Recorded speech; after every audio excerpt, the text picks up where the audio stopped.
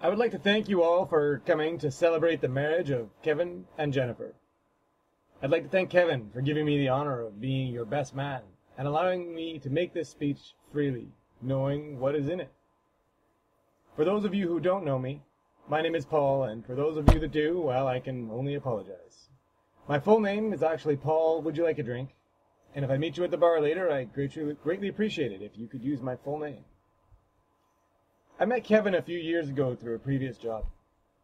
We were hired on the same day, and we instantly bonded through a common interest in technology, motorcycles, and butter chicken. Since then, we have had many epic adventures together. Motorcycle camping trips, fishing trip, hitting the slopes, and just generally having a great time, no matter what we're doing. Kevin and I get along so well, it feels like we've known each other our whole lives.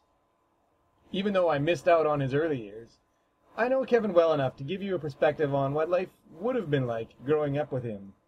And I've got a few stories for you. Kevin was born in Swift Current, Saskatchewan on June 2nd, 1968. I remember back in preschool when Kevin pulled up in his souped-up big wheel. He was instantly friendly with everyone, and he was the only toddler in Swift Current to have an 8-track player on his bike. Kevin was a perfectly normal kid at school. When he was 5, soon after starting school, I remember he would always run out of the classroom crying for his mum, which I suppose was quite normal.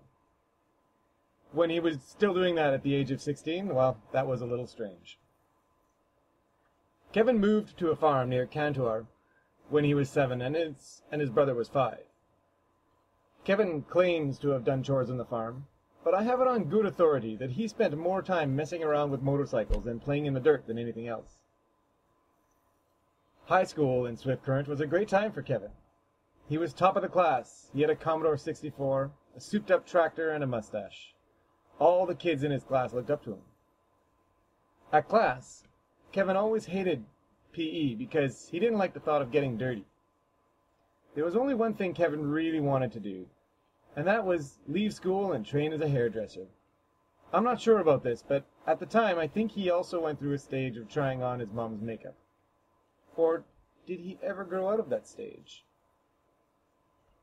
In 1984, Kevin got his first car, and in that car was a stereo. He used to drive his Datsun around Swift Current for hours and hours, and it was in this way that he really developed his love for 70s music. And he never looked back, or forward. When Kevin first went to university, like many students, he didn't know what he wanted to do for the rest of his life. He was torn between his love for the rolling hills and the golden wheat fields of Saskatchewan, and the new technological expansion that was just starting in the early 90s. Little do you know that after some soul-searching, Kevin applied and was accepted to the Faculty of Engineering, with a major in cowboy poetry. After 2 years of conscientious studies, Kevin hung up his hat and decided to saddle on up to his career in technology. Kevin did manage to combine his love of farm life and technology as a production floor technician at the Cargill beef plant in Calgary. Kevin used to tell us all kinds of stories about working in the beef plant, but since we're all about to eat, I won't say anything about that. After a brief period working in healthcare in Kansas City, Kevin moved here to BC. One thing I've come to know about Kevin is his calm demeanor in a bad situation. But Kevin isn't just a calm, cool character. He has his weaknesses.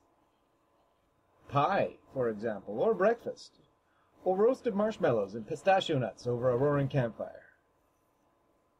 I think now, the final aspect of Kevin's character that I would like to illustrate is that he is very particular.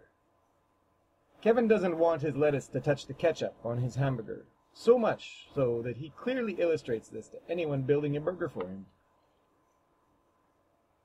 Kevin compulsively loves dogs. He loves them so much we sometimes lose him when we're walking outside. He will forget everything about the world around him to kneel down and scratch a dog tied to a post somewhere. Kevin met Jennifer in 2005 at a costume party that their friends Carmen and Scott put on. If you hear Kevin tell the story, he claims they stayed in touch for the year after, and that they started dating when they met at the same party the next year. But strangely, our friends Lloyd and Maria tell the same story, but just a bit differently. At the second party, Lloyd took matters into his own hands and told Kevin that Jennifer thought he was cute and charming, and that she was too shy to make a move, and Kevin totally fell for it. To bring things to a conclusion, I would just like to say that Kevin is one of those unique people for whom you can really say he's a stand-up guy. Kevin is honest, intelligent, articulate, funny, and he can really cook. I'd like to end with a quote. Franklin P. Jones said, "Love doesn't make the world go round. Love is what makes the ride worthwhile." Thanks, and good night.